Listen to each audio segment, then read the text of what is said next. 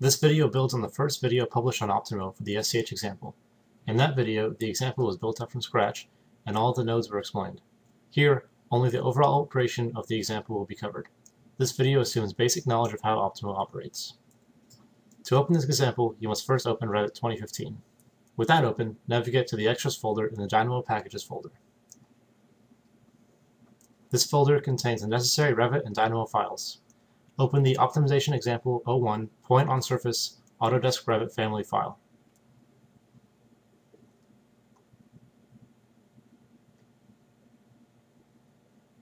Once that is open, go to the Add-ins tab in Revit and click on Dynamo 0.7.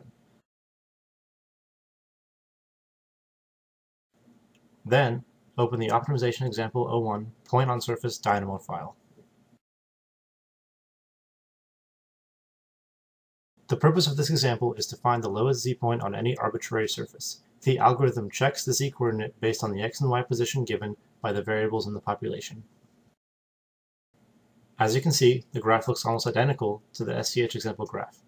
The only differences are the fitness function and the user inputs. The population size and number of objectives work the same way as in the previous example, only this example is signal objective optimization. The upper and lower limits set the range of the x and y coordinates on the Revit surface. Note that this time there are two indices in each list. This is because the population will consist of two variables, which will be used for the x and y coordinates on the surface. The input for the fitness function is a geometric face. This must be set to the object that was opened earlier in Revit. To select the object, click on Change in the Select Face node, navigate back to the Revit window, and click on the object. Once that is done, the Dynamo graph is ready to run. The fitness function takes in the first two variable lists from the initial population list.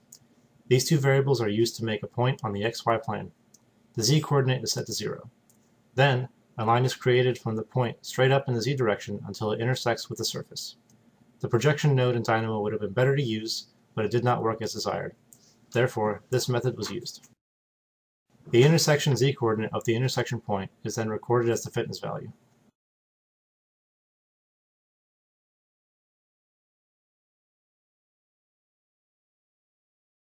This is what the result will look like after running the graph once. We can see the surface show up in Dynamo. As you can see, the points are scattered all around the surface. This is the initial solution list.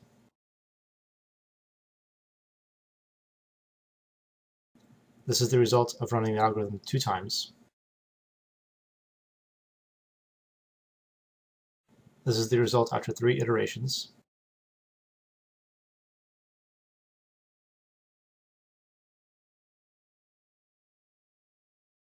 This is the result after 5 iterations. As you can see, the points are converging towards the global minimum.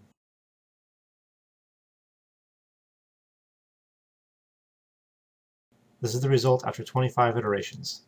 The minimum points as determined by the algorithm are shown as x, y, and z coordinates.